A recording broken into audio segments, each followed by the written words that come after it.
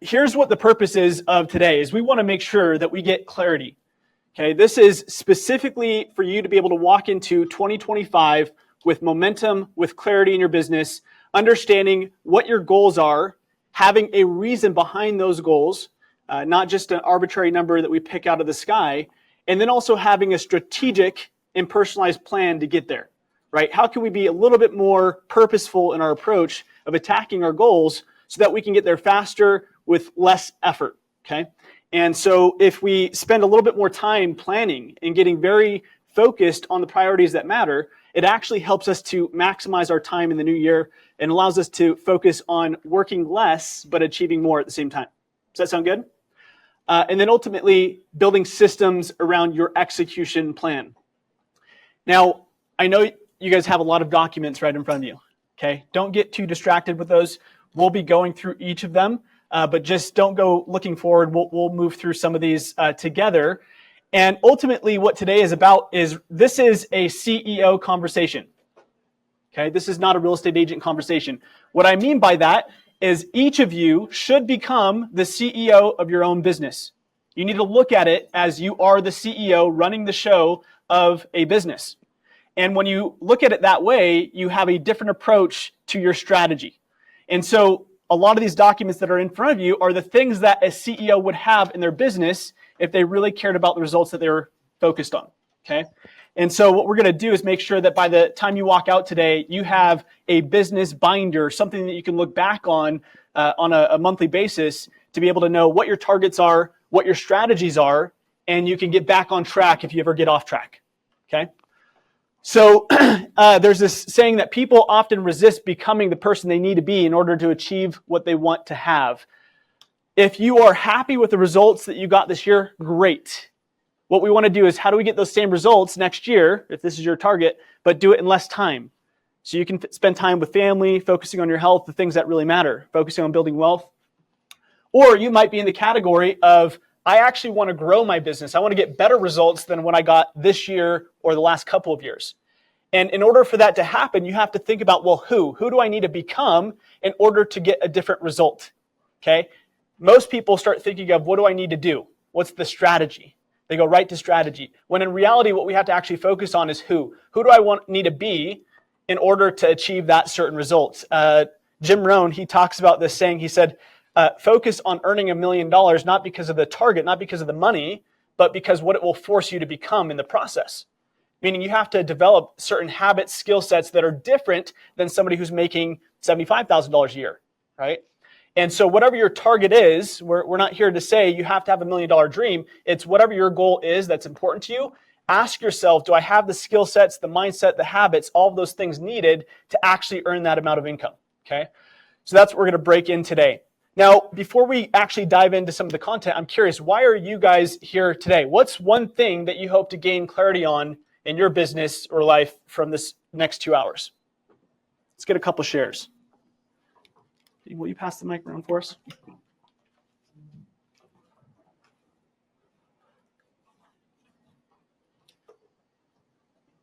Shy.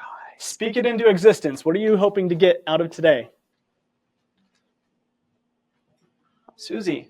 I'll break the ice. Great. I want to get clarity on each business that I own and how much I want to earn from each one. Love it. Love it. The reality is the principles we're going to go through today 100% apply to any industry. So if you're a real estate agent investor, if you own other businesses, this will 100% apply. That's great. What else?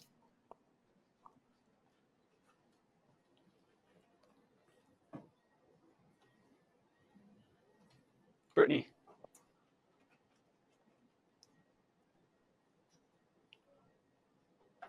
I would really like to find my one thing for next year. What's the one thing I can focus on to help grow the business? Great.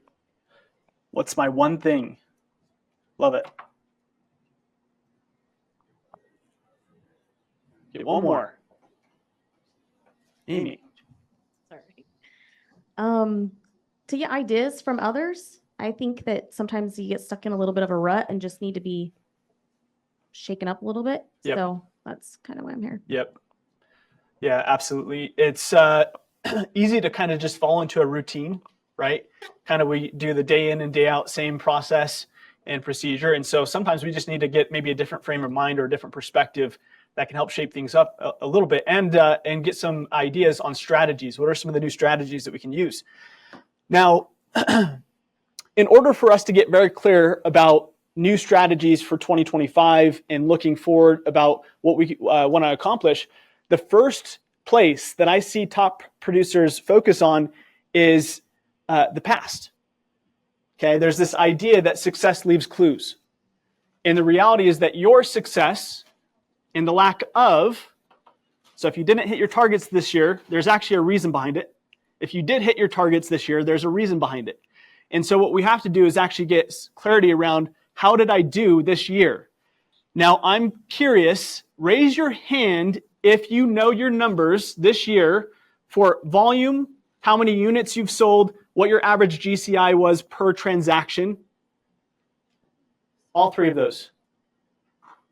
Okay. So about 5 of us. Okay. So that's the first process we're going to go through, is you have to know your numbers, because that's going to be very important when we go ahead to decide what the numbers are going to be for 2025. We actually have to get clear about how we've done this year. Okay. So you all have this sheet in front of you. The top portion is my results for 2024. The bottom is my targets for 2025. And what we're going to do is spend 5 minutes. If you need a pen, nobody's got some right here. We're going to get clear about these numbers. Can anybody tell me where you can find these numbers? Some of these numbers. Shouldn't say all of them. And just raise your hand if you need a pen. Raise your hand if you need a pen. So you'll see that the first question is the amount of money I need to pay for my lifestyle and get out of debt. This is just a reflection number. You may or may not know it as far as what is your actual burn rate? How much money do you spend per month in your household for both your lifestyle and your business, and then any kind of debt that you might be in, right? So that's car loans, credit cards, student loans, whatever it may be. Do you know that number? And if not, what I would encourage is at it, sometime this weekend or this week, go through and actually get clear about what is that actual number. We're going to go through a process in a minute and go through what we call life by design budget, but this is a very important number to always know and be aware of. But the numbers I want to focus on are numbers 2 through 6 initially, okay? So Hunter, if you'll help me with the demo, can you pull up the MLS? So this is a very quick way to find some of your core numbers. So if you go to the very top, and right here you click on stats. So when you hover over stats, you'll see this rapid stats pulls up. How many of you have used this? Okay, awesome. So when you click on rapid stats, some of you probably look at just inventory and data in the market today, right? But one of the options that you can do is come over to agent metrics on the left-hand side. And then if you go to agent production, and then Hunter, if you'll type in, let's do Amber Burke at the top. Sorry, Amber. Now I know Amber, and then hit refresh. I know Amber's had a phenomenal year. And what it will show you is an actual report on your production year to date, actually for the last 2 years. So if you'll scroll down just a little bit, Hunter, and what you'll see, up a little bit more right here. So transaction count for the last 24 months, Amber's increased her business by 47% year over year. That's awesome. That's great. So it will show you your actual unit counts for both buyers and sellers broken down individually. If you go down a little bit further, Hunter. And then down here, it will actually show you your total transaction amounts for volume. So it'll show you your production. If you keep going down a little bit more, it will show you, so Amber is just under $10 million over the last rolling 12 months in production, which is phenomenal. And so this is a great way to go quickly find some of those numbers. So if you go back to the slides. So very quickly, we found closed units for the last 12 months or year to date. And obviously, you can anticipate any closings going to happen in November or December, just kind of figure out your numbers. But very quickly, over the next 5 minutes, fill in those numbers. If you need to go on the MLS to to Rapid Stats to pull your report, you can go ahead and do that. Or you might have the spreadsheet or somewhere else that you've been tracking this. So very quickly, find your closed unit counts for this year, closed volume estimated, and then how many buyers did you support and how many listings did you close for 2024. And then the last one is going to be your gross commission income. My KW reports. How many of you go pull your what's called a multi-year trend report on mykWreports.com? Amber? Oh, that makes me cry. Okay. That's the best report there is. How many of you know that KW tracks almost every data point on your business for you? Okay. Yes, we print it out for you every month, Jen. So this is, if you go to mykw.kw.com, mykw.kw.com, you'll see this window pop up, and then you'll see this reports here or this access my reports red button in the middle. And when Hunter clicks this, he'll be taken to a screen where you have access to a ton of different data. It is an older system, so it takes a little bit longer to load. But this is actually one of my favorite reports to look at. And when I sit down with our top producers, this is usually the report that I'll print. And what it does, is it 5 years on the report or is it 10 that it goes back? 10. So it will show you 10 years of historical data on your business since you've joined KW. So it doesn't show pre-KW data. And hit reports, hover over reports here, and then go to associate, and then go to multi-year trends. So your multi-year trends is a very valuable asset because it will actually tell a story about your business. It will show you the seasonality. It will show you your actual income that we've paid from KW. So Hunter joined in 2021, so you can see that he only has 3 years of data. Okay, he started when he was 12, and we can only go back that far. And so this report, if you'll just scroll down, so it shows. I'm just going to read some of so CGI appointments. It only shows that if you actually use the tracker. So if you do log how many appointments you have, but all the other data. So closed units, we have it every single month. For every single year, we have that data for them. Closed sales volume, listings taken volume, listings sold. We break it down into each category. Keep going down. Buy sales closed. The buy sales closed volume. Any leases, if you do leases, keep going down. So this is just an example where it will show your GCI, your 1099 income, everything, your gross commission income, which is your top dollar, and then your 1099 income, which is after paying your KW split. It will show that entire report for you. So that's something I would highly encourage at least once a quarter, if not monthly. If you're thinking like a CEO, you're going to pull this monthly and look at this report. Okay. And what it's going to show you, some people I've sat down and we've looked at this and they're like, oh my gosh, in the summertime, my business is great. But then as soon as we head into fall, my business tanks. What story might that tell? That they like to vacation in the summer, right? Because we have a lag time in our business. So if they're doing great in the summer, it's probably because they did a lot of awesome stuff in springtime heading into summer.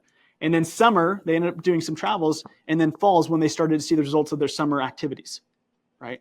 So it's cool to kind of go back and look at when is your seasonality. Some people, it's wintertime that they see a huge lull in their business. So again, that's just a little bit more in depth on finding some of these numbers. Last thing that you should do is how many names do you have in your database? That's a number you always want to know, and how can you grow that? Because that does have a huge impact on your total income as well. And then what does your org chart currently look like? Meaning who is on your team? Is it just you, or do you have you and an assistant, an admin, a transaction coordinator, buyers specialist, listing specialist, any other marketing directors, or any type of people that you're bringing into your business to help you hit your goals? So who's on your team? And then this is something I want you to clarify right now before we go through some content is, what area of your business do you feel like could use the most improvement for 2025? So if you were to think about your lead generation approach, you were to think about the level of support that you have, do you feel overwhelmed because you're doing so much and you need more leverage? Do you feel like maybe you need to get better at using systems, technology, to where you actually have more efficiency built into your business? Think about what are those areas of your business that you maybe have been avoiding? So what's an area of your business that could use the most improvement in 2025? Skip the targets for 2025. We're going to go through a process for that. But the last question, I want you to take just about 3 to 5 minutes to answer this question, which is if you fast forward 12 months from now, imagine that we're sitting here together, we're celebrating the success that you've had in your business. What things are you celebrating? What outcomes would need to happen for you to feel like it was a phenomenal year in your career or in your business? Okay. What specific accomplishments are you most happy about? And it is totally fine to also put things that are not directly related to your business, meaning it might be different family experiences or vacations that you took. It might be a different stance that you took when it came to your health goals. But hear me now with this. All of your life goals are interconnected, okay? The better that you do and the more efficient you are with your business, the more time you're going to have to focus on the things that are important to you. And so it's not about working harder, it's about working smarter so that you can go ahead and spend the time in your life doing the things that actually matter. We need to have clarity about what do you want, what's important to you. So here's an interesting perspective. When you're reflecting back on this year and you ask yourself, how did I do? How do I feel about the results that I created in my business and overall in my career? There's 2 words that are the most harmful words for entrepreneurs to use, which is this idea of I did good enough, which is you telling yourself, I'm not actually happy with the results that I got, but I'll settle for what I got. And the reason being is because good enough is the subtle thief of progress. It satisfies the immediate, but starves the future, quietly robbing us of the pursuit of our potential. So what this means is, what I would hope is that for 2025, you make a commitment to have your best year yet in business. And I promise you, again, we talk about this quite often, the myth in business is that in order to achieve more, I have to what? Do more. But the do more people think is tied to more hours, right? I have to work more is what they think. But in reality, it's about how do I get more efficient or effective? Okay, and those are 2 different things. Efficiency is how you do work. So it means you might use tools, technology, leverage. We'll have a whole section talking about that, how you can become more purposeful in your approach. But then also the effectiveness means you get better results in less time. Better results in less time. Okay? Are there agents in our office that sell 50 homes a year that have the same amount of hours as somebody who sells 2 or 3 homes a year? Yes, we all have the same time. But they're more effective and they're more efficient. Okay? And so we have to say, where are my efficiency gaps and where are my effectiveness gaps? Effectiveness gaps means your skill sets, okay? Or your activities. Maybe we're not doing the right type of activities, lead gen-wise. And we'll break into those as well. So don't settle for good enough in 2025. The reality is that change is inevitable. Progress is not. Progress is the result of conscious choice or decisions. That's what today's about, is saying, I'm going to decide what results I get in 2025. And I'm going to make the right actions, take the right actions in the next year. Now, part of this process that we're going to go through is setting up your business plan. Okay, you're going to walk out of here with a very clearly defined business plan. You can still tweak it for the next week or so, but I would say have that locked in before December 1st. Okay, when do we start working on the results that we're getting for quarter 1? Now. That already passed, right? Like we're already behind the 8 ball on activities of getting us results in January. We have about a 60 to 90 day lag period. But the reality is that big goals require big plans. Okay, Mount Everest. Has anybody climbed Mount Everest in here? Do we have any psychos? No? Okay. Almost 30,000 foot elevation. And how many of you would say, hey, if we had a plane ready to go right now, we've got the gear ready to go. How many of you would feel comfortable going and making that journey to the top of this mountain today? No one? Why? You'll try it? You'll give it a round? Yeah. Do you naturally do a lot of climbing or hiking? Okay, cool. So we've got 1, right? Most of you, how many of you would not try it because you don't feel prepared? Maybe either you're not haven't worked out enough to make that kind of journey, or you just have no clue what it would entail or take to get to the top of the mountain. How many of you would do it because you're not really prepared? Okay. That's why most people also don't hit their goals, is because a lot of people have great goals, but they don't have a really clearly defined game plan. They're not prepared. And so today we're going to make sure that you have that game plan in place. I'm going to skip this one. And these are all just kind of mental models before we get into some of these strategies. If you are wanting to grow your business, okay, regardless of the volume that you're wanting to sell in 2025, 2.5 million, 5 million, 10 million, 25 million, 50 million, 100 million. We have some teams in the office that will sell well over 100 million in business this year. And the only difference is that they have big habits, big models, and big systems. Okay? You've got to look at and inspect what habits, systems, and models do I have currently integrated into my business, because the size of your models actually are what determine how big your business is and what income you can earn. So what we have to do, and what we're going to do today, is go through the 4 models found in the MREA, the Millionaire Real Estate Agent book, and we're going to go ahead and help you to integrate these models into your business. But it all starts with a goal. It all starts with a target. This saying says, you are not limited by your potential, but by the consistency and quality of your models, habits, and systems. What you achieve tomorrow is determined by the small, repeated actions and scalable frameworks you commit to today. So big goals demand big models and powerful systems. Without them, growth becomes a ceiling instead of a springboard. Okay.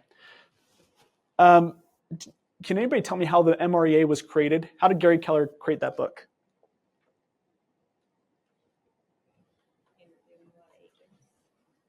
Was that Jill?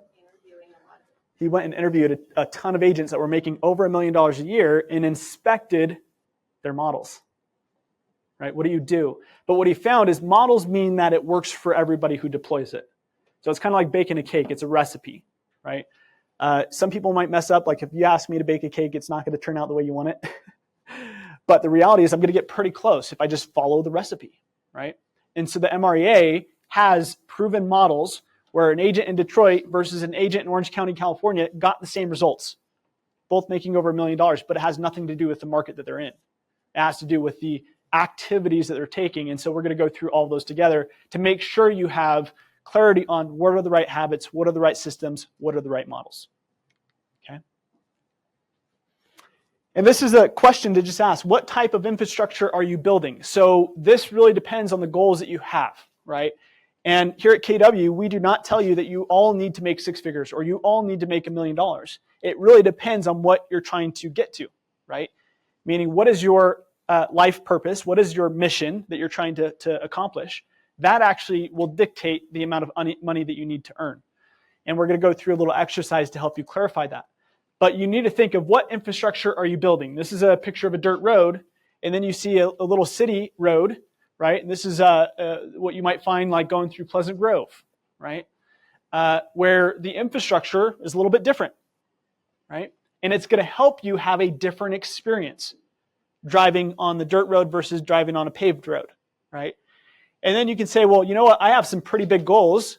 I actually might need to build a 4-lane street when it comes to my business, meaning I do have multiple 6-figure goals.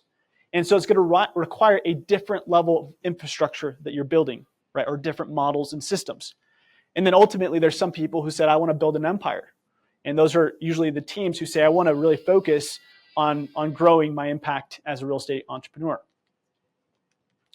Hunter, will you refresh the slides for me? Just make sure we have the most up to date. Okay, you guys ready to get into some goal setting? So this is going to be, this process is called the Life by Design process. If you have a computer here, you're probably going to want to do this on a computer. If you do not, totally fine. We have a sheet that's printed out for you. And it looks like this. It says pick your profit at the very top. Okay. Pick your profit, and then you'll see a bunch of line items. Now, if you're on a computer, if you'll move the Zoom thing. If you're on a computer, you'll want to scan this QR code to get access to this spreadsheet. The spreadsheet will automatically calculate all these things for you, which is nice. So it does the math. If you don't have your computer, you'll be rolling on paper and you just have to manually do the math on this. Okay, so scan this. We'll come back to this QR in just a second. If you actually pull up the spreadsheet that's on a different tab, internet tab, just hit exit. Yeah, and then right here. So just an example of how this works, okay? And the paper looks slightly different, but it's the exact same process. What you're starting with is what are your personal household expenses, okay? So you want to go through and define how much do we spend in these categories on a monthly basis. And then you're going to times it by 12 at the bottom. It shows you. Times it by 12 to find out your annual spend. How much do I spend for our personal household expenses? And it will show you down at the bottom. Then you're going to define how much do I pay for my business expenses? How much do I pay to run my real estate business? Okay, and you're going to define those numbers. And then down, and if you scroll down just a little bit, so you'll find your business expenses. The last section that you guys see on your sheet, if you're doing this on paper, keep going, is called the life, actually right here, Life by Design. Now you'll see here, we already have different categories built in or written in. This is a free canvas, okay? So you decide what are the things that I would like to have in 2025 if money wasn't an object, okay? So is it a travel fund? Is it that we want maybe a vacation? We want to be able to go on a different unique vacation. We want our kids' education fund and we want to invest into that. Or we want to buy a rental property or a down payment on a new home or a new vehicle. What are the things where if you had a magic wand and you could say, I have these 5 to 7 to 10 things in 2025, what would you add to call it a life by design, where you're not living a life by default, you're clarifying these are the things that I want to have in my life, okay? So personal expenses, business expenses, those are like the reality of what are you spending right now. If you're new in the business, you're going to have some estimated numbers on the business expense side, but then the life by design, just kind of get clear about, well, how much would that car cost? How much would that vacation cost? Or how much do we want to put into our education fund for our kids, whatever it might be. And you're going to fill that out, okay? So, and then it will walk you through the math. On the paper, what you're going to do is then add these numbers at the top, at the very end. So it's going to show how much do I need for personal expenses, how much do I need for my business expenses, and then how much for life by design. Then we'll find out how many transactions is it going to take to pay for that lifestyle. Okay, so we'll reverse engineer the math here in a minute. But we're going to throw music on for 10 minutes. You'll have 10 minutes to go through this process. Go ahead and either fill it out on the sheet or we'll put the QR code back up if you want to do it on your computer through the actual calculator. So for speed, because we've got a good chunk of stuff to get through, just ballpark numbers. We are going to email out all of these documents. You could reprint it if you want to make it pretty and go back through the process to find exacts. But find a general number. How much do you think you spend in your business? How much do you think you spend in your personal if you're having a hard time going and finding those numbers? And then jump right down to the life by design. That's actually the important part of this process today. And just think about what are the things that I want to achieve in 2025 and write those in that last section and come up with your total final numbers, okay? Total final numbers. The ultimate goal we need to get clarity on is what is your financial target for 2025? That's what we're doing with this process. Did anybody come up with a number that ended with $100,000 even? No one? Really? Wow. See, I probably have had maybe 400 to 500 agent consultations or interviews the last year and a half, 2 years. Guess what the most common number or goal target is that somebody says they want to earn in their real estate business? $100,000, right? So the reason why we did this process is because people who are successful at the highest level do not set their goals with a fake number. Because when I ask, well, what is the 100,000 actually, like, why is that number important to you? It's very arbitrary ideas on why that number is important. This is, if somebody came to you and they said, my goal is $123,750 next year, what would you think about their target? You'd be like, oh, that's cool. There's a reason behind it. You already know without asking them that there's a defined reason behind that specific number, right? So what I encourage each of you to do is make sure that when you're setting your goals each year, come up with the actual number, and you have to, what I call, spend the money in advance. Meaning you have to actually get clear about what do I want in life in the next year, and then reverse engineer what does that actually cost. So not just pick a random number out of the sky, get purposeful with your approach and say, what are the things I'm actually going to spend the money on? Now, the second part of why this is important is you get emotionally attached to all those reasons. So the money is not just about a number anymore. There's actually reasons behind those numbers, and those are the driving force that will push you through harder times, especially in the real estate space. We know things are not always the way that we think they're going to end up being, right? Market shifts happen, changes take place. And so these numbers are very important because they have reasons or meaning behind them, okay? So it's okay if you did not go thoroughly through the entire process. I know we don't have a ton of time today, but this at least gets you in the process of doing this exercise. You'll have this sheet emailed out to you, and if you don't get these emails, for any of you who maybe are new to KW or you're not a part of KW, it's totally fine. Stop by our front desk. Actually, Amanda, raise your hand. I know you're helping out right now, but stop by Amanda at the front desk, give her your email so we know that you're on the email list for this. Okay, so we'll send out all the slides, all of the forms where you can print them and re-go through this process when you have more time.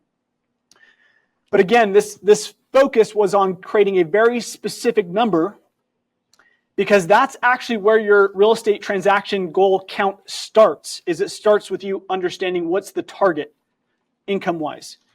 And I would encourage that you do it from a very specific number that actually has meaning. Now, we're going to break into the 4 fundamental models of the MREA. And each of these have a framework that help you to really build your business plan for 2025. And it starts with the economic model. So that number that you have on this Life by Design sheet is what we're going to use to go ahead and reverse engineer your goal for your business for 2025. This is how many homes do I actually have to sell, or how many families do I need to support in the year ahead to earn my income goal, okay? So the 4 fundamental models. Economic model is to achieve the amount of net income you desire. What's left over for you? The lead generation model, the budget model, and the leverage model. We'll go through all 4 of these. Now, why we want to rely on models is because this is what creates a stable foundation when you're building a business. Most entrepreneurs try to just do anything. That sounds great.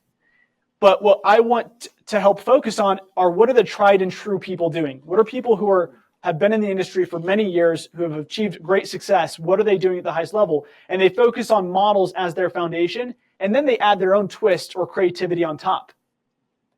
Okay? Whereas people who have an unstable foundation, they focus on trying to be creative. I'm going to try and do it my own way, instead of just following the path of people who've been there, who've done that, who've achieved the success that I want to achieve. And then they put models not as their foundation, and so they're flipped upside down.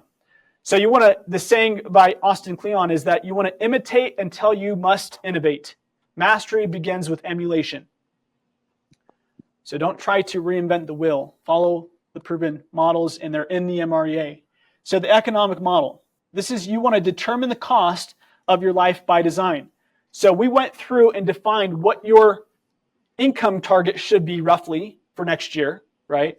One of the things I didn't mention is you might want, when you go back and do this process with a little bit more time, you actually might want to get clear about, are any of those categories in your personal life or business life going to grow, right? Meaning, hey, do I want to invest more into my business than I did in 2024? Or do I want to have more spending for a household? I'm getting a new house, so it's going to be $500 or $1,000 more than it previously was. So you want to account for your future personal expenses, not just this past year. So we're going to go through the economic model helps you to reverse engineer the math. So you end up with, hey, this is my financial target. Now, what are the numbers I need to focus on that are going to help me get to that financial target, right? How many families do I need to serve? And ultimately, how many contacts do I need to set or make, and appointments do I need to set? Those are the numbers that we need to focus on. So again, those who have a computer, you're probably going to want to go to this website. If you'll jump out of this for a second. And if you do not have a computer with you, you want to go to this page called My Economic Model. My Economic Model. The backside is this business plan. just so you know what sheet it's on. So my economic model, the backside is the business plan. Now, for those of you who have a computer, I would go to CTE login.com/goals. Or is that a forward slash? I always get them mixed up. Backslash? Okay, thank you. So ctelogin.com/goals. And I'm going to demo this because it's a very simple and quick process. This calculator will actually spit out your numbers for you. Who has a target that they'd like me to do this with? Does anybody have a financial income target they'd like me to play with? Give me a number. Your income goal for 25.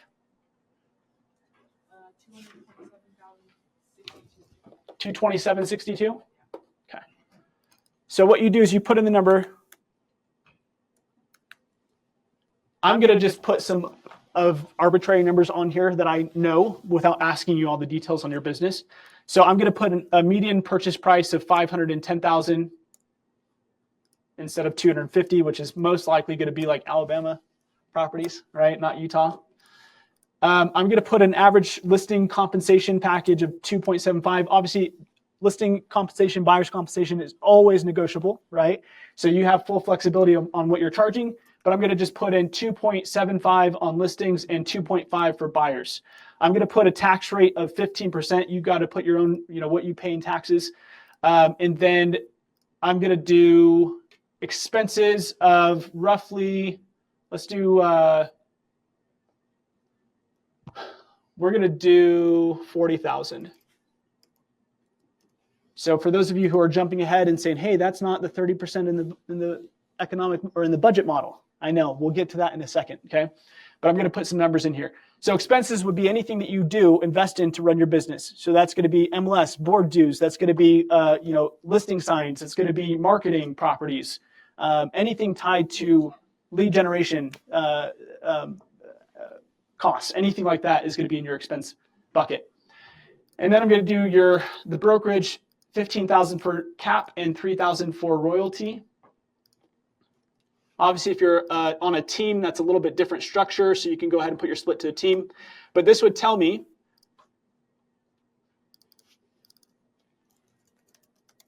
so for Jordana's goal, her target should be 24 units closed.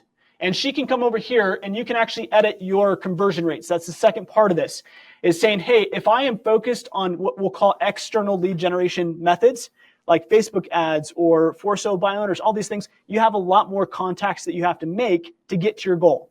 Now, Jordana, I know that your business is primarily made up of a lot of sphere of influence and referral-based business, right? So a different strategy. So you can change this contact to appointment set number, and then you can change your conversion rates here. I know it's a little hard to see on this projector, but this shows 65%. I'm going to change this to 80% on some of these numbers. And it's going to dial in everything. How many appointments do I need to set? And then you can screenshot this. So you'd zoom out, screenshot the whole thing. You can print that out and have that as your target, your focus for the year. So this is saying that in order for me to earn 272,000, and actually, scroll down here. It shows you down below. It will show you how much volume you need to sell, how much total top line revenue you need to earn. So your GCI goal, Jordana, needs to be 319,000. That's actually the focus. That's pre-tax. Okay, so we're going to take taxes out of that, take brokerage fees out of that, and then and expenses out of that to end up with a net income of 227. Okay, do you see how that math was done? So that's a simple process for us to get very clear. Again, we don't want a fake number of, I'd love to sell 20 houses. Well, why? How much income does that actually generate? Let's get clear about the actual number, because now we know 24 is the whole target. And then all we need to focus on, though, is how many appointments do we need to set? We need to set 52 appointments based on our conversion rates per year to get 41 appointments held. Some of them are going to cancel. That's why there's that discrepancy. And then 33 of them are going to sign either a buyer broker or listing agreement document with me. And I'm going to end up closing 24 of those. Do you see the math behind this? Okay. So we're going to take 5 minutes to go through this process. Either jump on CTE and do this, or go ahead and fill. It's the same process on this sheet. It's just a little simplified. It helps you do the math. So what this is going to ask you at the very top is your current business, okay? So on the top of this, it's actually asking about your current business.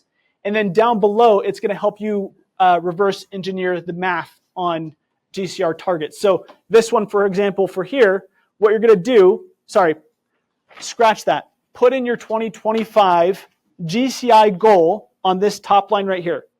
So what total GCI goal do you have for 2025, which is the same number from that Life by Design form, and you're going to times it by 0.15 or 0.15 to find out the cost of sales.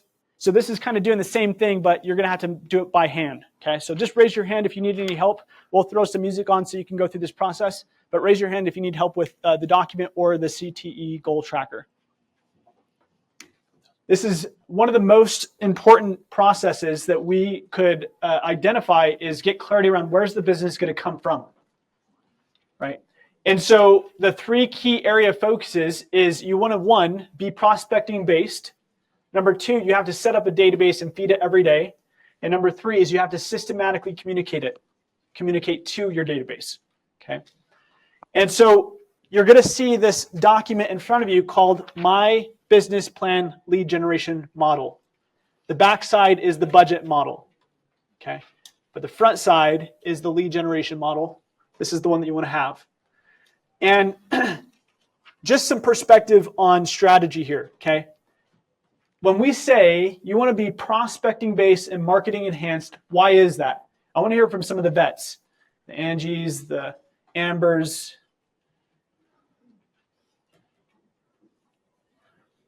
Susie's. Why should we be prospecting based and marketing enhanced, not the other way around? Controlling your costs. Yes. And prospecting is usually now business where marketing is future business. Great. You should be listening to some of these things. So prospecting helps you to find the now business. Marketing oftentimes is the future business, okay? And it's also it's hard to guarantee a result immediately. Meaning you can't go run a Facebook ad and say, yes, I know I'm going to get a closing from this next week or next month, let's say, right? Whereas if you say, hey, if I make 100 phone calls to people on my database, it's very likely I'm going to stumble across somebody who's is ready to move, ready, willing, and able in the next couple of months. Okay, so it's far more proactive, whereas marketing is very reactive. You've got to wait. You're throwing out hooks and you're waiting for fish to bite. Whereas prospecting, you're like you're a hunter. You're going out and you're actively looking for results. Okay. So we want to be prospecting based and marketing enhanced. We want to add marketing onto our strategy. And the focus with both prospecting and marketing is we want to have a value, something that we're offering. Okay, we want to offer something of value. And we want to exchange that value for information. Okay, so think of it this way.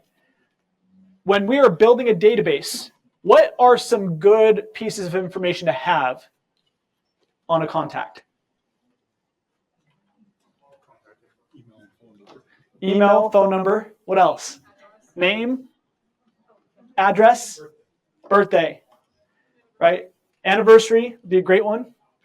Those are kind of the core pieces that you should know. And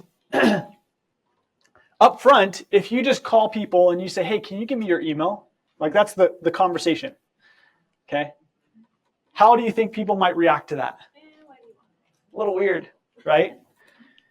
Yet if we call and we say, hey, we're having a natural conversation, just checking in. I know it's been forever, Jill, since we talked. And, one of my goals for 2025 is I want to be better connected to people I care about. So I know it's been, 5 or 6 months or 6 years since we last spoke. How's life, right? So just a natural conversation. At the end, I say, hey, I actually have something cool I want to send you. And this could be, you want to think in advance, what are you offering? So you have a list of things that you're offering. Could be a market update. It could be an invite to a seminar. You're going to talk about investing, or you're going to invite them to a first-time homebuyer seminar, or you're going to send them your KW app that allows them to look at homes, or you're going to send them an automated CMA each month or each quarter that shows them what their home's worth, whatever it is that you're going to offer. So you say, hey, I actually have something I want to send you. So you're saying, I want to give you a gift. What's the best email to send this to? Now, since you've offered something first before asking for something in return, how more likely are people to give you the email? Far more, right? We have this natural tendency to not be rude and not to reject gifts, okay? So lead with something of value first. That's where this idea of relationship banking comes. Your focus is, how do I make 36 deposits into relationships I care about in 2025? And I know that when the time comes, I'll be able to make a withdrawal. Too many real estate agents will make no deposits into a relationship, and they'll try to go take out a $12,000 commission check out of that account. You haven't funded the account yet, or you haven't funded it enough. You've only put $500 in worth of touch points, and you're trying to get a $12,000 commission check on the back end. There's an uneven balance there, right? So that's where part of the lead generation approach is going to have a systematic touch plan attached to it, meaning you're investing or making deposits 36 times into the relationships that you want to do business with in the year ahead. Does that make sense? So we'll go through what that strategy could look like, but it all starts the top of funnel with your core 4. You want to have clarity around, what are the 4 ways that I generate business? Where does my business come from? This is from the MREA. As they studied top producers, the majority of their business, 80% of their business, came from their top 4 lead sources.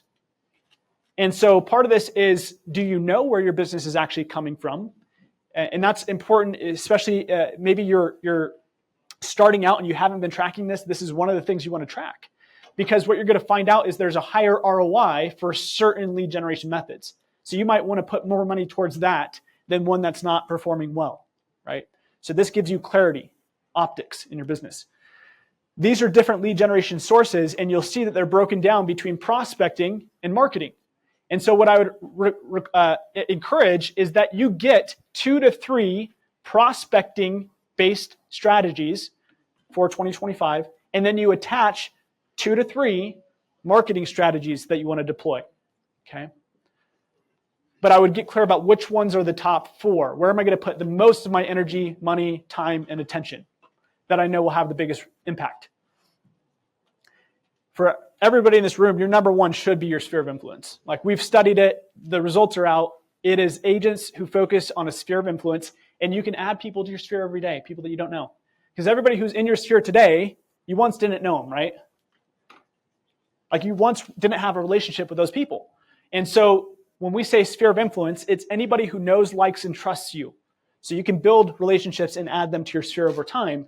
And then you have all these external factors or ways of finding leads in business, okay?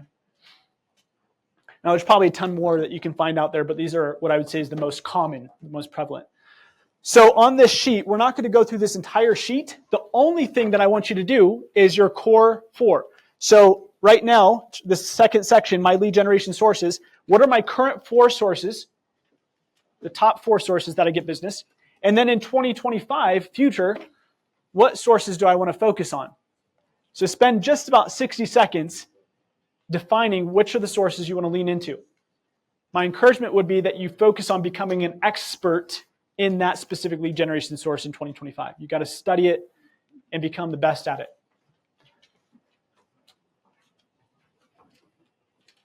What are your current sources? What are your future sources?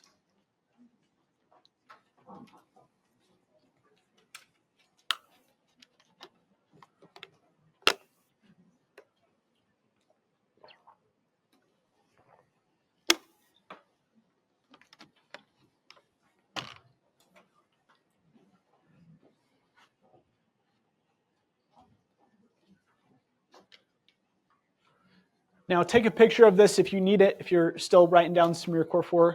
If you want it as an idea generation, I am going to jump to the next slide. And these slides will be sent out, so you will get all of this as well if you want to go back through this process. This is, again, just realizing how the funnel actually works, okay? So at the top, you've got lead capture. That's where we have to define what are the core 4. Where are the, what sources am I focusing on to generate business? But then you got to focus on lead conversion, right? Which is, how do I actually get clients out of my sphere or out of the leads that I'm generating? And that's that second part that we're going to talk about, is the actual communication process. Okay, having a really clearly defined touch plan. I thought we printed this one out. We did not. So Hunter's going to pull it up. on his computer so you can see it. We'll email this out to you. This Google Drive folder will have these in it. This is one that you want to look at. So it's going to show you what a 36, this is showing you ideally how a 36 touch should be structured. So again, think in mind of relationship banking. How can I make 36 valuable touches or investments into a relationship in the next year? Okay, these are the ones that top agents use. Hunter, if you'll jump over to that other sheet that you pulled up, Google Doc, or I think it was a PDF actually. Yep. So, oh, did we have it printed?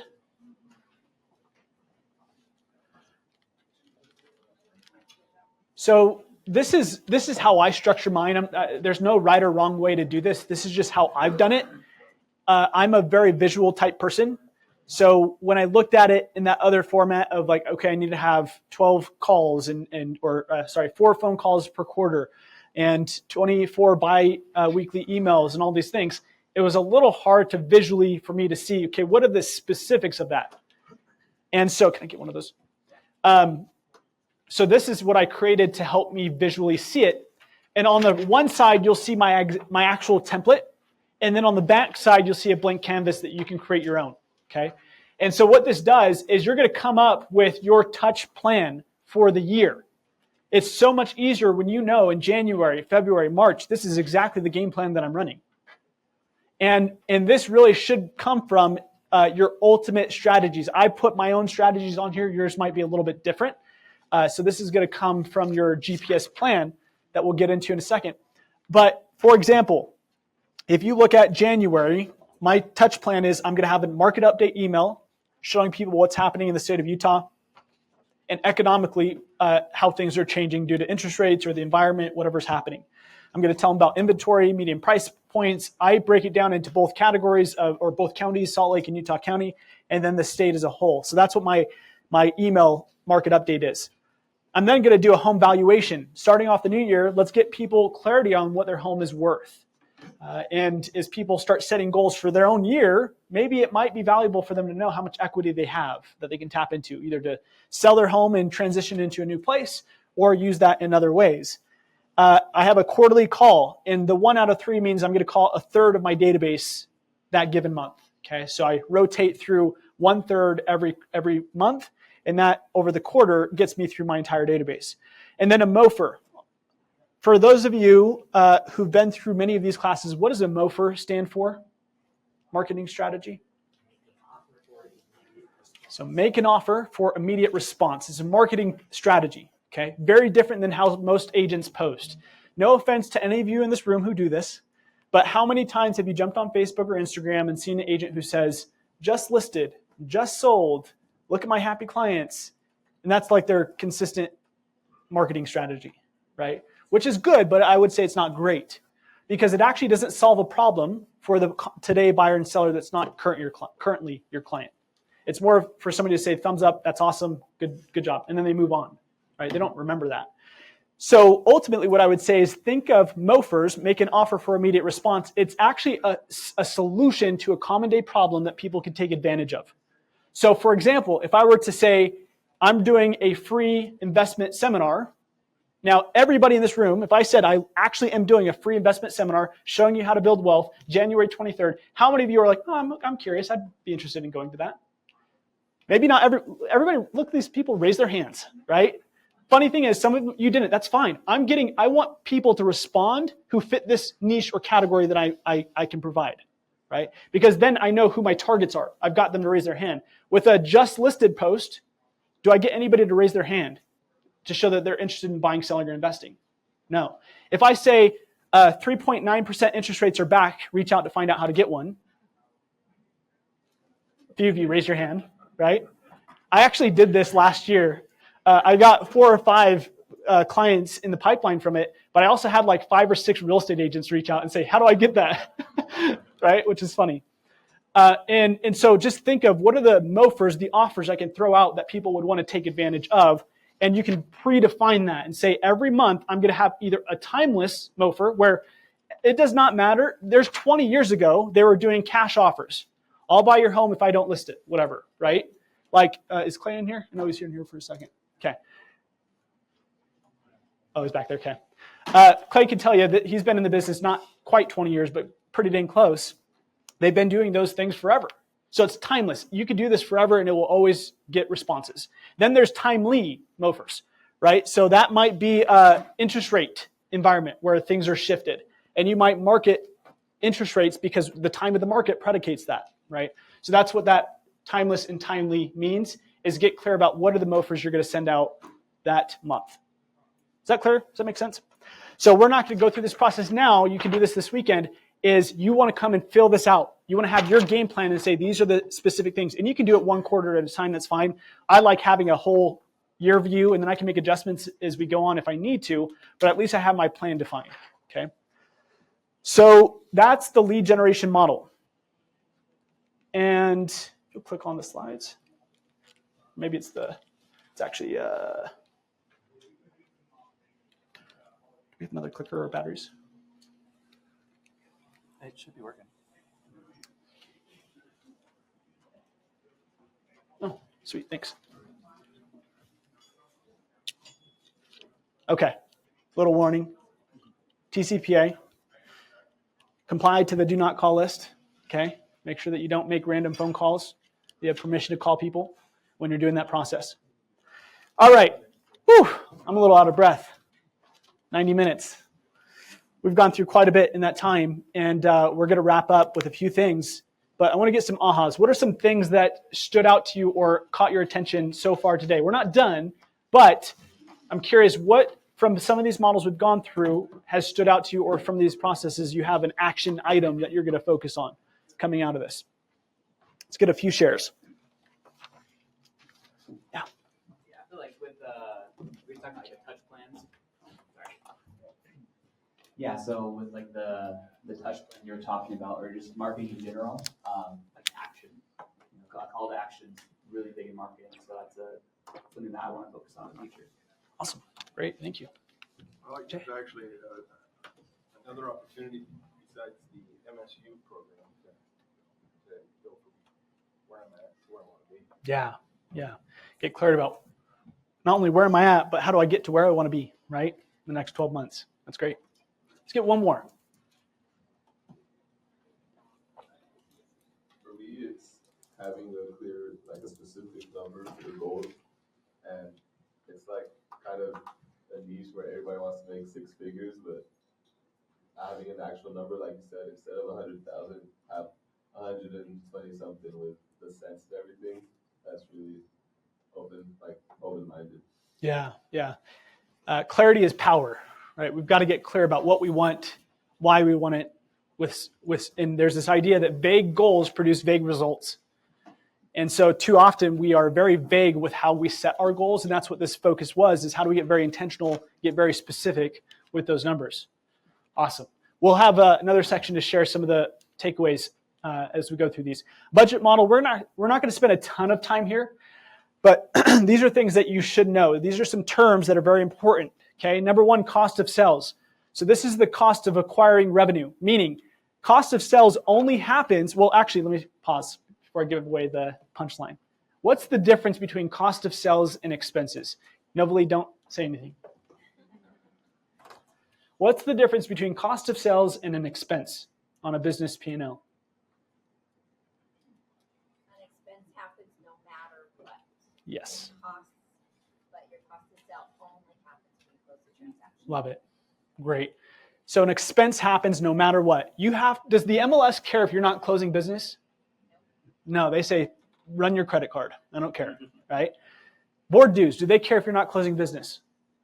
No. So that's an expense. You have to pay it no matter what, okay? Cost of sale only happens if you close a transaction, okay? So think of that closing gift. That might be a transaction feature, transaction coordinator. Nobly, what are some other items in the cost of sales category? Transaction coordinator was one that I was thinking of.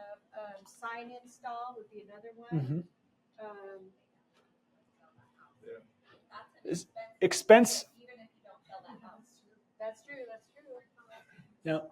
Referral fees, you only pay it if the deal closes. Yep. Some other ones, obviously, you have to be aware of is gross profit. So revenue left over after cost of sales. Okay. So there's gross revenue, which is the top line, but then there's gross profit, okay? And that's revenue left over after cost of sales. And then your net income is pre-tax income after cost of sales and after you take out operating expenses. So in the MREA, it shows a model where 30% of your revenue goes to cost of sales, 30% operating expenses, and then 40% is what you net put in your pocket. Now, Dean and Novalee, close your ears. Do not tell Uncle Gary that I have different perceptions on the model. So I built this as a framework. This is kind of what I recommend because I actually don't think an agent who's a solo agent should be spending 60% to run their business. That actually means you're probably not actually effective or efficient as you should be. Solo agents, or if you're just starting and you maybe have a TC, which again, that's one of the strategies, you shouldn't go hire somebody until you cannot do any more with your own time. So if you're at 15 transactions, you're not actually maxing out your time. You might be maxing out your time. You're not maxing out your efficiency. Okay, so you don't need to hire somebody at 15 transactions. And so part of this specific scale, and it is on one of your sheets, you have it printed out as well. So you have that visually that you can take with you. What it shows is kind of just my own numbers based on a production scale. Meaning until somebody gets to about 36 units, they really don't have to go hire anybody that's like a full-time person. What they should do is still leverage, but they should have tools, technology, and then maybe a transaction coordinator or admin that they're bringing into their business. That's not a full-time role, right? You're paying a per transaction basis or some other structure. So this will spit out that agents who are starting out as solo probably should be closer to about 80% profit, okay? Now, you should not sacrifice, and actually on the one that I printed out, it's slightly different. I think it's 80 starting out, and then it scales down to like 75%. This is just as I've interviewed a ton of our top agents in the office. There's a lot of agents selling 30 to 35 homes, and they're making 75 to 80% profit, which is awesome. That's a lean business. And you do not want to shortcut yourself when it comes time to invest in your business, either through paying for systems or hiring people. You do not want to shortcut yourself and say, you know what, I'd rather keep some profit in my pocket, because that actually prevents you from growing, right? And doing less in your business. And so that's where you'll see this top end for higher producers. This is where the profit margins are lower. Their net take home is lower, but they also got net more time in their life because somebody else is doing some of the other tasks that they used to do. Does that make sense? So budget model, you have a page on this. We're not going to go through it today, but it is the back of the lead generation model. You can go out and build your own budget model based off this year. It's very important to know what your current budget is and then what is your plan for next year. So I'd go find your numbers for this year. What did you actually spend for lead generation? And that's where you might find some ahas and say, wait a second, I only spent 2% on my lead generation. No wonder I don't have any business coming. I'm not investing into my business. And so get clear about that. And it will show you in the MREA that the actual budget model or that scale will show you. 10% is what the MREA on the left-hand side here. It shows you the top line, like 12% for admin salaries. That's what the MREA suggests. The 2%, the first number, is what I recommend starting out. So it can range from 2 to 12. If you're starting out as a new agent, you don't go hire somebody right off the bat. Does that make sense? So that's what those numbers mean on the left-hand side, is that is the model at the top line. The lower end is where I say, hey, at the lowest, that's where you probably should be. Leverage. We're going to go through the leverage model.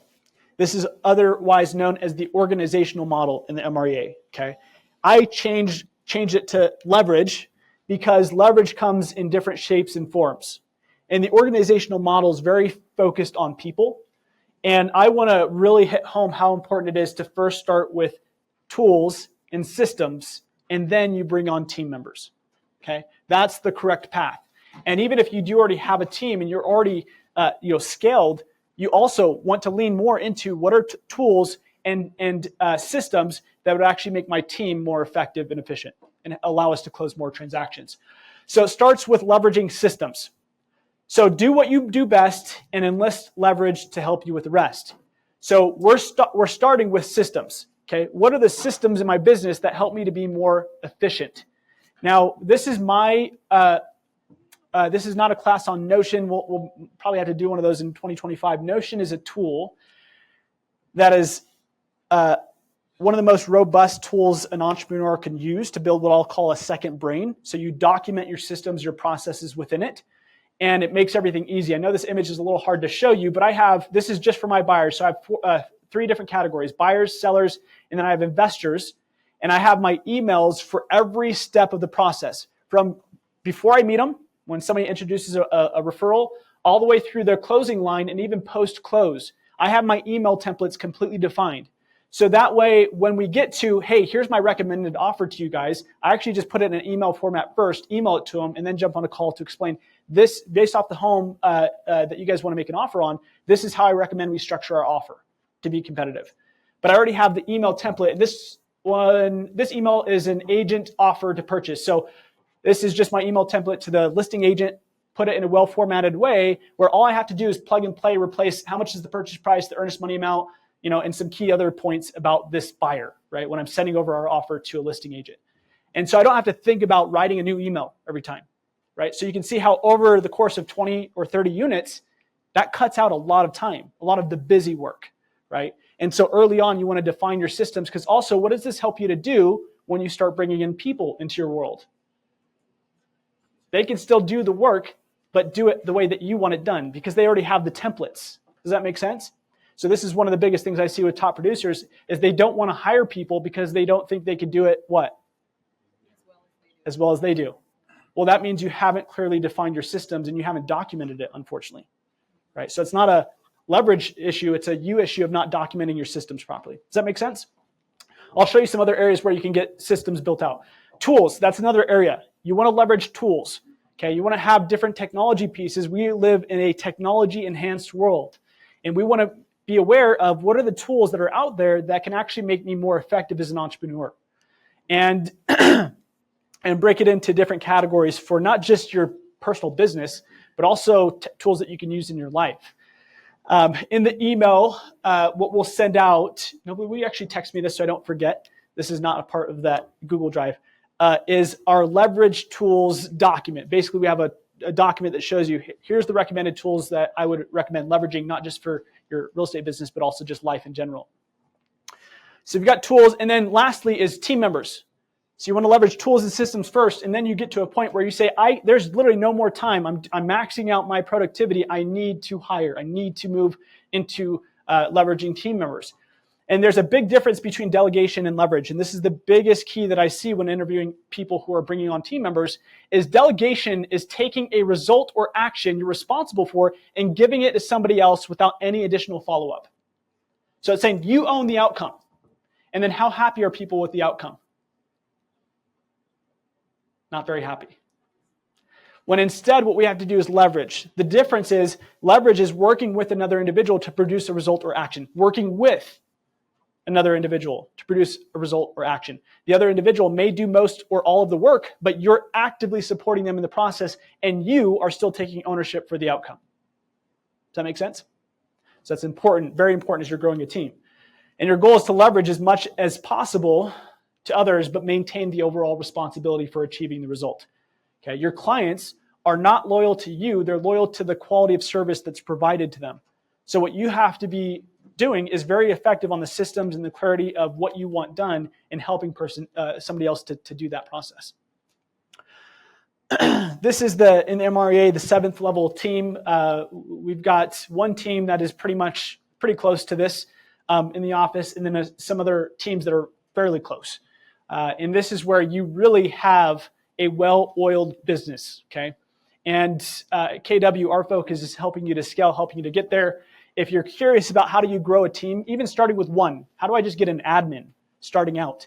A great class to come to is our career visioning class that we'll have in 2025. That shows you the ins and outs of building and hiring people onto your team.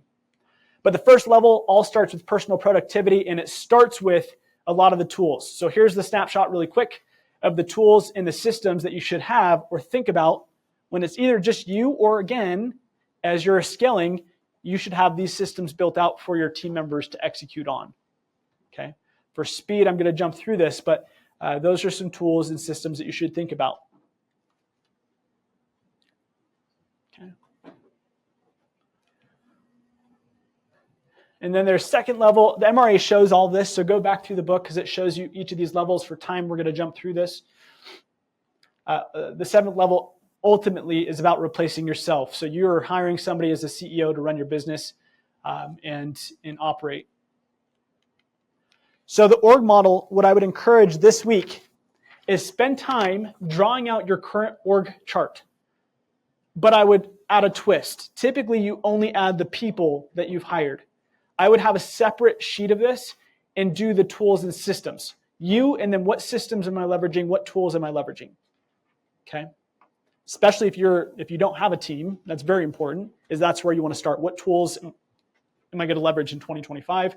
Or what systems am I going to leverage in 2025? Okay. And this org chart shows both the future, your current on one side, and then your future for 2025. So you might say, who's the key hire that I need to bring into my world to have different results for the next year? Okay. This is a conversation I often have with top performers where they say, you know, I'm happy doing 35, 40 units a year, but I don't want to do all the work. There's some things, I don't like sending out the emails or doing the showings or whatever it is, and they kind of pick and choose and say, let's hire somebody that does that part, and you do the lead generation side because you crush it obviously with that, right? So it's great to bring on leverage. Okay, lastly, we're going to put it all together. Okay, we're going to put it all together in about 7 minutes. So we're going to run fast. Okay, so putting this all together, here's this the reality. Okay, people who want change and people who want change. Okay, everybody wants change. Very few people want to change. So if nothing more, what I would encourage, we didn't have the expansive opportunity to do this today. This would be probably a 5-hour process if we did this.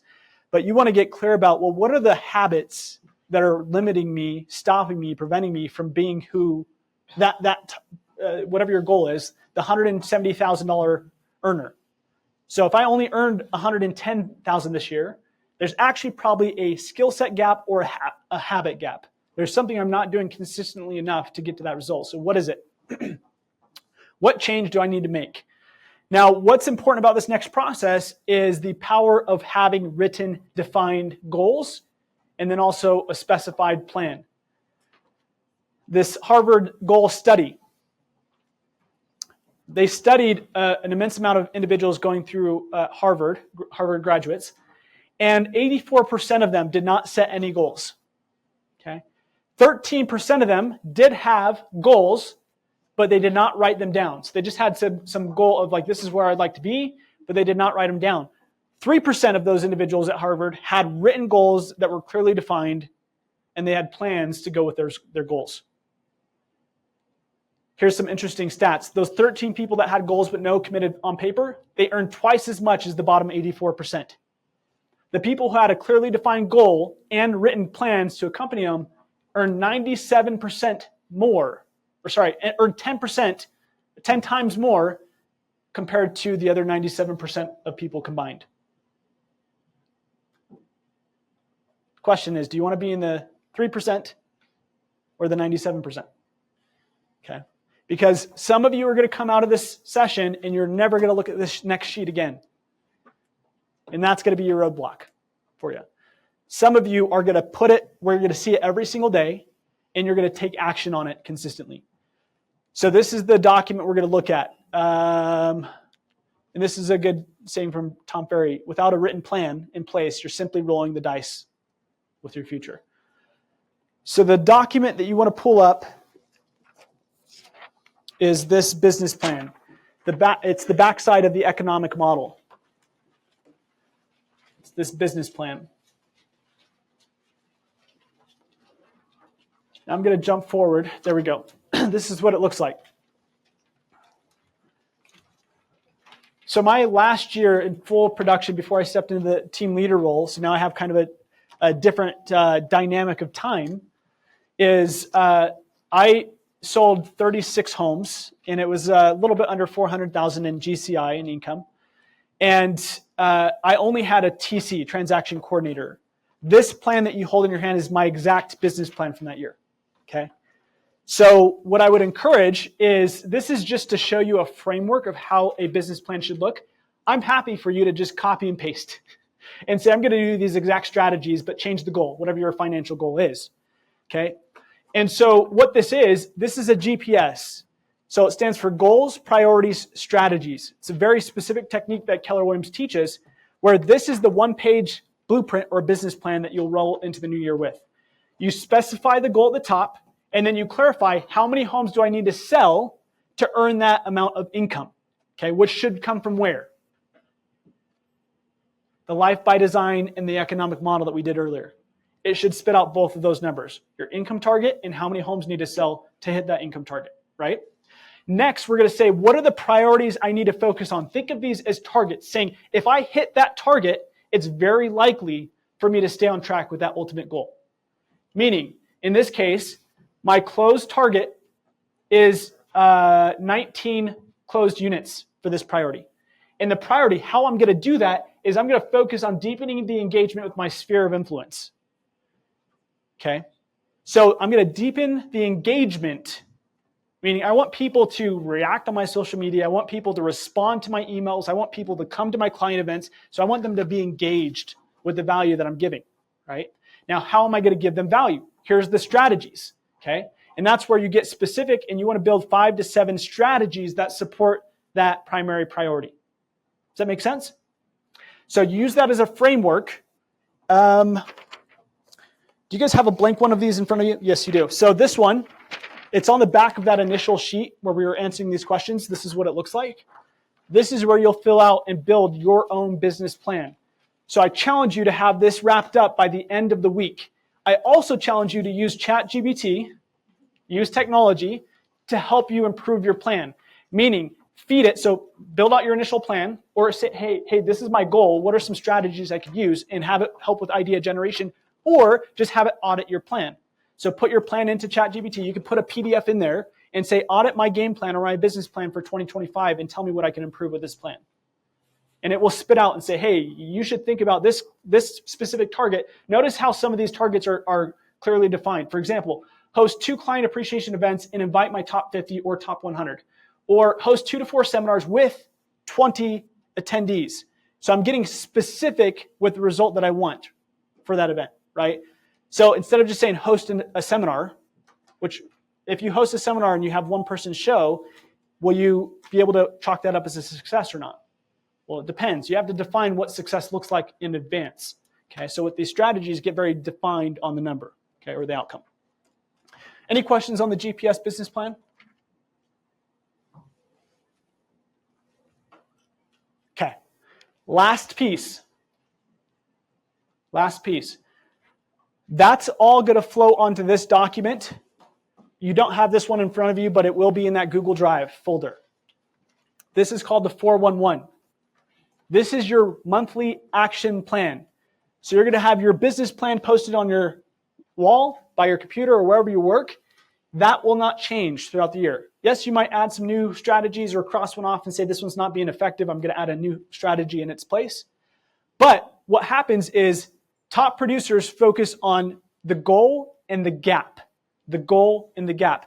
So the end of January, what I say is, hey, if my goal was to sell 24 homes in this year, by the end of January, typically where should I be? I should have 2 closings, right? And if not, then I say there's a gap between where I'm supposed to be. What do I need to do in February to get back on track? Because the challenge for most people is, when do they actually ask that question? The end of the year. It's too late by then, right? So very successful individuals will do this actually on a weekly basis. They'll say, I'm not just focused on my appointments, or sorry, I gave you the punchline there. I'm not just focused on the closings. I'm focused on how many appointments that will get to those closings. So if I'm not having my 1 or 2, whatever your number is, appointments per week, I already know I'm not on track. So I can recalibrate every Sunday or whenever you do your weekly planning. It only takes 30 minutes to do this process. So this is what this document does. The 411, you put your primary goal at the very top, okay, your annual goal. You then break it down to a monthly target. What do I need to do this month in January or February or March to stay on track with my annual goal this year? And then each week, you do not fill this out in advance. Each week, you just have a quick 15-minute check-in and say, okay, if I'm going to stay on track with my month goal, what are the top 5 priorities or 3 priorities I need to focus on this week? This is the difference between a to-do list and a success list. This is your success list, where you say, if I do these things, I will be on track with my goal. The to-do list is the stuff that just calls for your attention. It's the urgent, oftentimes, sometimes important, but not the vital things that are actually going to earn you income, right? These things on here should be your income earners. Does that make sense? So then you should end up with 12 of these documents throughout the year that you can also reflect back on and say, okay, what caused my success this year? You actually have documentation of it because you can say, these are the things that I did that caused the result. Or you can look back and say, hey, there's no check marks on all of these things. These are things I said I was going to do, but I didn't do it. That was the problem. Does that make sense? So success leaves clues. It gives you some indicators of where you need to focus. Did we meet the time? 12:59. Okay.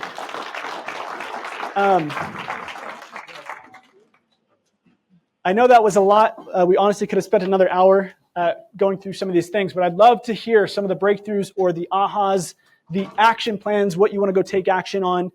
Some of these sheets we obviously didn't get through, but set some time aside. What I've seen with top people is they have working on the business time programmed on their calendar. Most agents only focus on the working in the business, the reactiveness. I've got to close this deal, write this email, do this offer, whatever it is. But the people at the top, they have time on their calendar every week where it's thinking time, stuff like this, where it's getting clearer about where your business is at, where you want to go, and then what's the strategy to get there. So my encouragement is to get a little bit more purposeful in 2025, a little bit more clarity, but I'd love to hear just 4 to 5 ahas, takeaways, or action plans from today.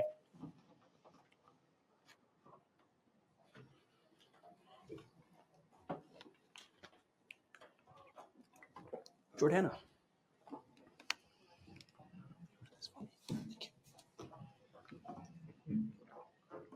I'm gonna get serious about writing things down and like posting it where I can see it every day instead of just forgetting about it, like you said.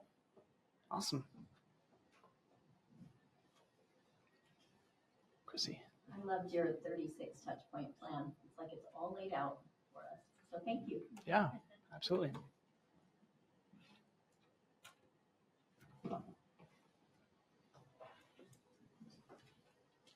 One or two more.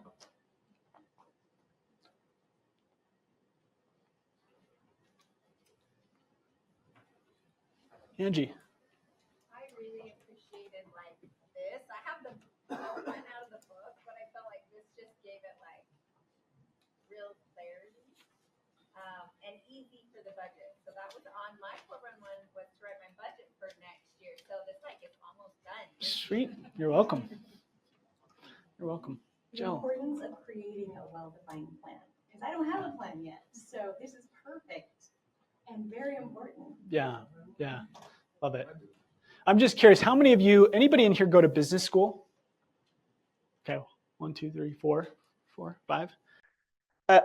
Did any of you have a business plan that incorporated 2 to 3 documents, like a lead generation plan, economic plan, all those things prior to today? I'm curious. Okay, here's the reality, a few of you.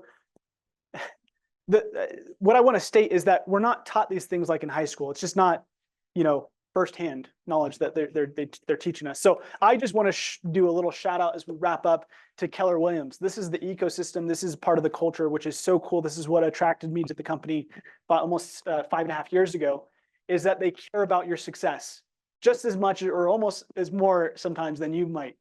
And so we're committed to helping you thrive in 2025. I think that there's a lot of cool things. The future is bright. There's a lot of cool things around the corner. We just have to be purposeful. Get these things, please, please. If nothing more, the one action item is have on your calendar at least another 60 to 90 minutes to finalize these documents. And some of them you might want to reprint out and do it a little bit nicer where you weren't rushed in the process, but have this in a little binder. I would have the business plan pasted somewhere where you see it actively, but these other documents that you can refer to once a month and just go back and say, oh yeah, that was the game plan for my financial model. Okay, use these as a reference point. Cool? Awesome. Thank you guys. Have a great day.